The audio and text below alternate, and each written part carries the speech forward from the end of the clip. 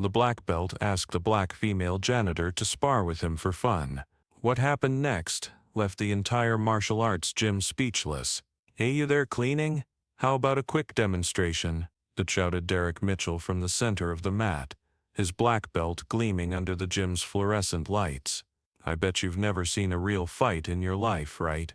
Amina Johnson stopped mopping the floor and slowly looked up. At 42, she had been working at that Atlanta gym for only 3 weeks, always arriving after hours when the students had already gone home. But on that Thursday night, the advanced class had gone past the usual time. "I don't want to bother you, Sensei," she replied calmly, returning to scrubbing a stubborn stain on the floor. "Just finishing up here so you can get back to it." Derek let out a loud theatrical laugh that echoed through the gym. Forks stopped, whispers faded, and every conversation died in the space of that sound. "Everyone, look at this," he said, his voice carrying arrogance disguised as humor. "She's afraid to even step on the mat." The 8 students present laughed nervously, some clearly uncomfortable with the situation. What Derek didn't know was that Amina Johnson had spent the last 20 years trying to forget who she really was, 20 years since she walked away from the ring after an accident that changed her life forever. 20 years keeping a secret that not even her teenage son knew about. "Come on, ma'am," Derek continued, approaching her with that same smile he used to intimidate beginners. "Just a little demonstration. I bet you don't even know how to do a basic guard. How about showing my students the difference between someone who trains and someone who just cleans?" Amina felt that familiar sensation in her chest, like a dormant muscle being awakened after years of stillness. Her eyes met Derek's briefly, and for a split second something passed between them that made the instructor take an involuntary step back. "Just an educational demonstration," he insisted, now trying to hide the sudden uncertainty in his voice. "Nothing too serious, just to show the beginners why it's important to respect the art." Amina set the bucket on the floor and stood up slowly. Her movements had a calm precision that felt out of place for someone who supposedly had never stepped on a mat before. Around the gym, the students stopped talking, realizing something was shifting. "All right," she said finally, her tone calm and steady like the surface of water before a storm. "But when we're done, you'll apologize to all of them for turning this mat into a circus." Derek laughed again, but this time, the sound was forced. "Apologize? You'll be the one apologizing to the floor when you meet it." What none of them knew was that Amina Johnson had once been known as Quiet Tide, a 5-time world mixed martial arts champion. She had retired at the height of her career after an accident that cost the life of her best friend and training partner. Since then, she had sworn never to fight again. But some promises are made to be tested when dignity is on the line. If you're enjoying this story of overcoming adversity and justice, don't forget to subscribe to the channel to find out how a simple moment of prejudice would turn into the most humbling lesson of Derek Mitchell's life. Derek adjusted his black belt with a theatrical gesture, clearly savoring every second of attention. "Everyone gather around," he said proudly. "You're about to see a practical demonstration of why there's a hierarchy in martial arts." Amina watched as the 8 students formed a semicircle around the mat. Some seemed eager for the display. Others were visibly uncomfortable. A young woman in the group, Grace Park, a brown belt and graduate student in sports psychology, muttered something under her breath that only her classmate could hear. "Look, everyone," Derek continued, gesturing dramatically. "Here we have a perfect example of someone who never understood that there are places for certain kinds of people. Elite gyms are not for, well, you know." Amina felt a familiar twinge in her chest, the same one she'd felt years ago when she heard similar comments about fighters who didn't look like champions. The difference was that now, at 42, she had learned to turn anger into focus. She no longer fought to win, she fought to remind the world of balance. Grace Park shifted uncomfortably as Derek circled Amina, still wearing that smug smile that he used to intimidate beginners. "Sensei Derek," she said softly, "maybe we can continue our normal training. It's getting late." And Grace Park Derek snapped, his tone sharp, "Are you questioning my teaching methodology?" The young woman fell silent, but Amina noticed the look in her eyes, that mixture of fear and shame she had seen many times before. The same look she once carried after every fight that left her doubting who she was. Derek pointed to the mat. "Come on then, janitor. Show my students a basic guard, or is that too complicated for someone who only knows how to push a mop?" Laughter rippled through the room, hesitant and nervous. Amina said nothing. Her eyes closed briefly, and for a moment she was back in Las Vegas hearing the same kind of comments that had once led to tragedy. Derek stepped closer. "What's the matter? Are you scared? Or are you just going to stand there like a lamppost, the same way you stand with that mop all day?" That was when he made his first mistake. He pushed her lightly on the shoulder, a gesture that carried more arrogance than force. Amina didn't move. Her feet stayed planted, steady as stone.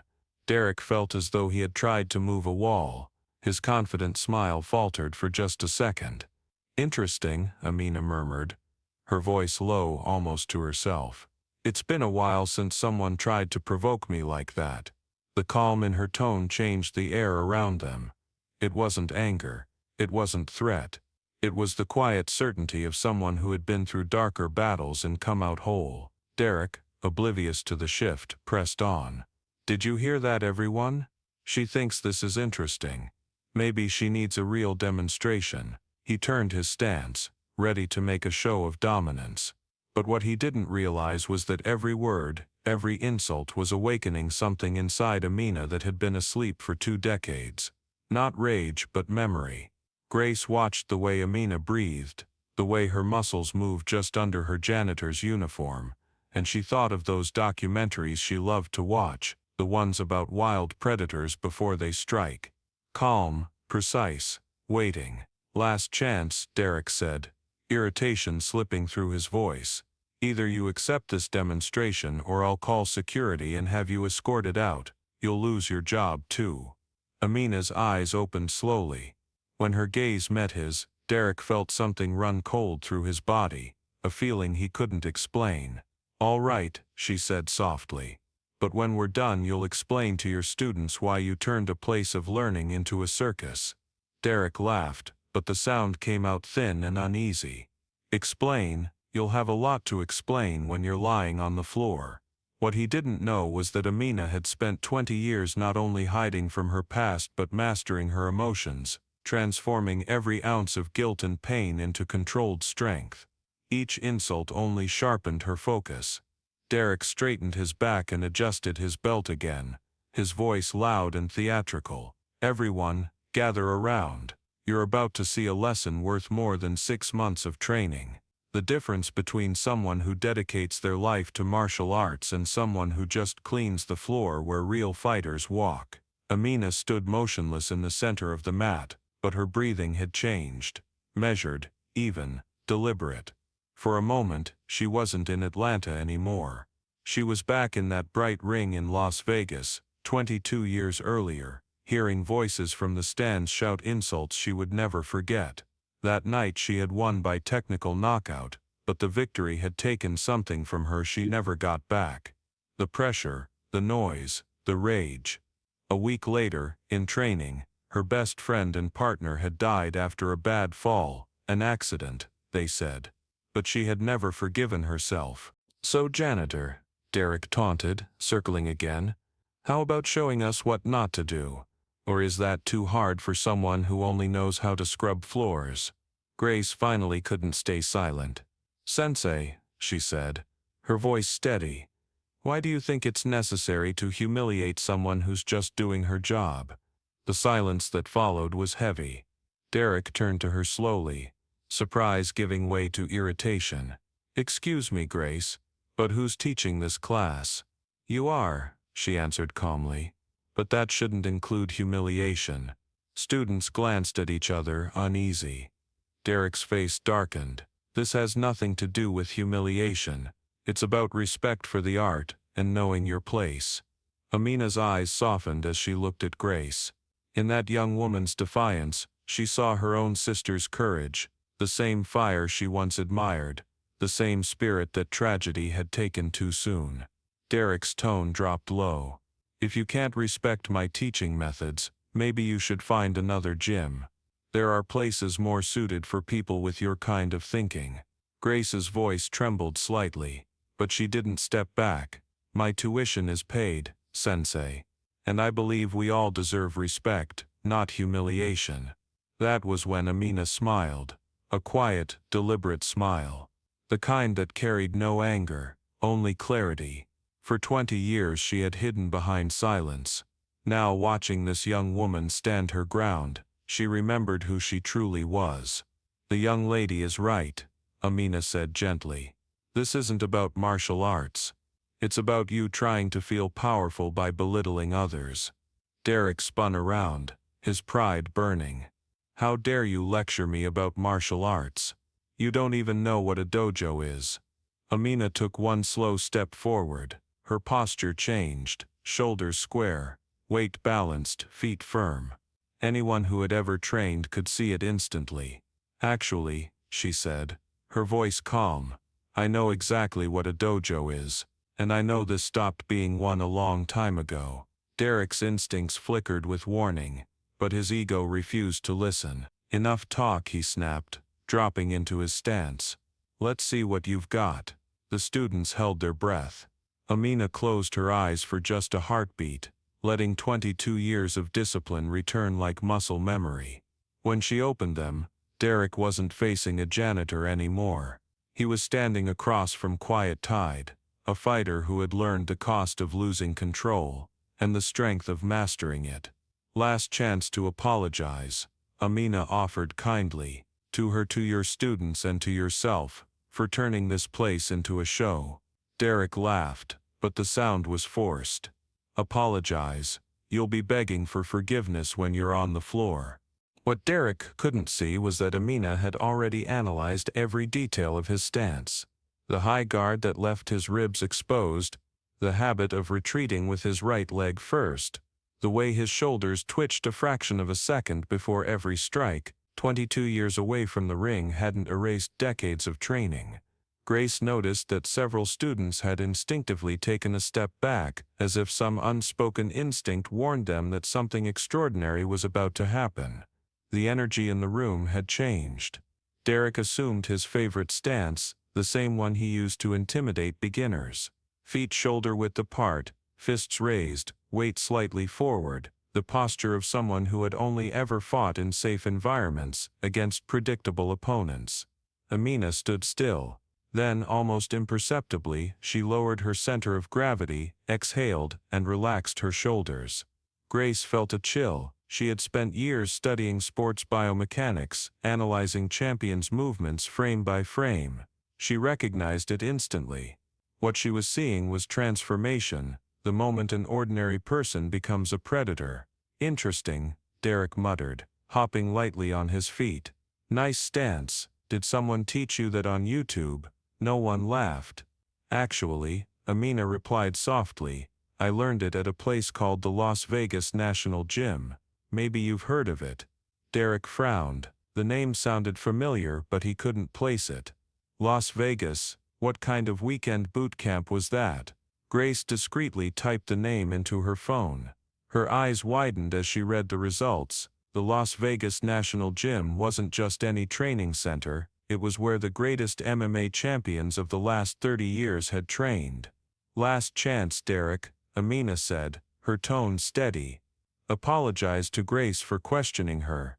Apologize to your students for turning this place into a circus, and most of all, apologize to yourself for becoming what martial arts was meant to protect people from. The offer lingered in the silence. Derek could have taken it. He could have stepped back with dignity. But pride doesn't retreat. His first punch came fast, a clean, technical jab, executed with precision. The kind of punch that would have landed on almost anyone. But not on her. Amina wasn't there. She moved like water, sliding to the side in a single smooth motion. Derek's fist met only air, and he stumbled slightly. Good form, Amina said evenly. Clean execution, but you telegraphed it with your right shoulder. Derek blinked, disoriented. He swung again, jab, straight, hook, a flawless combination. Again she wasn't there, each strike sliced through empty air. Grace caught her breath, she understood what was happening. Amina wasn't dodging out of panic, she was predicting. Every step, every angle, her movement was pure efficiency. Derek tried a third time, faster, more desperate. That was when Amina decided the lesson had gone on long enough. As he threw another wild punch, she stepped in. Not back. In. Her hand touched his chest. No swing, no impact sound, just contact. Derek flew backward, as if struck by something invisible. His feet left the mat and he landed hard on his back. The room gasped. Silence filled the gym. Derek stared at the ceiling. Stunned, not hurt, just shocked. "That's impossible," he muttered. Grace was speechless. She had seen thousands of sparring sessions, but never a demonstration of power so controlled. There was no aggression, no anger, only precision. Amina extended her hand to help him up. "It's simple," she said. "Leverage, timing, energy transfer. I learned them during my 22-year career." Derek ignored her hand and stood on his own, his legs unsteady. 22 years? Career in what? Grace spoke quietly, still staring at her phone. "You don't understand who she is, do you?" Everyone turned toward her. On her screen were dozens of old articles, fight posters, and photos. She read aloud, her voice trembling. Amina Quiet Tide Johnson, 5-time world mixed martial arts champion, retired undefeated after an accident that resulted in the death of her training partner. The words hit the room like a shockwave. Derek's face drained of color. He had mocked a legend. 5-time world champion? He stammered. Amina nodded slowly. "I retired at 29. Since then, I've just worked where I could, cleaning, maintenance, simple jobs, simple life, no cameras, no crowd, no need to prove anything." Derek swallowed hard. I didn't know." "If you had known," Amina said gently, "would you have treated me with respect? Or would you have still humiliated someone else who couldn't defend themselves?" Her words landed heavier than any strike. Grace stepped forward. "Sensei, I've trained here for 2 years out of respect for your skill." But what happened tonight wasn't teaching. It was bullying. The other students murmured in agreement. Everything they thought they knew about respect and hierarchy shifted in that moment. "Amina," Derek said finally, his voice low and unsteady, "I'm sorry.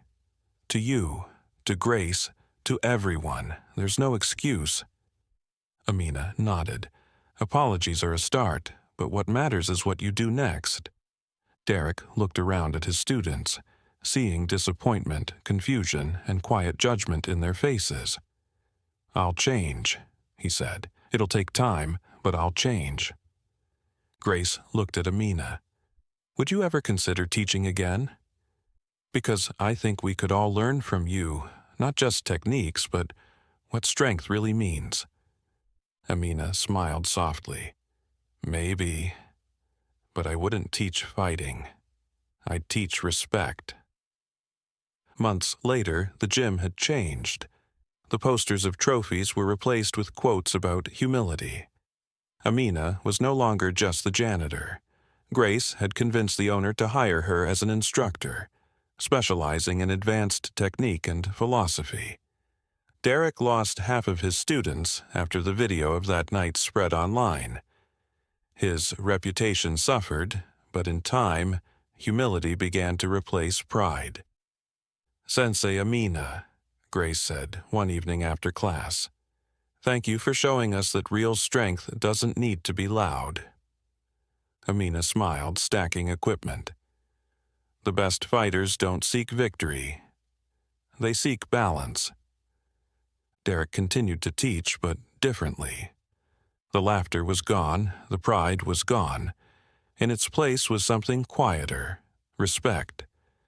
Sometimes justice doesn't arrive with noise. It comes like a calm tide that reshapes everything it touches. Amina proved that true strength is not destroying your opponent, but showing that greatness comes from character, not titles. If this story touched you, subscribe to the channel to discover more stories about how extraordinary people turn humiliation into triumph.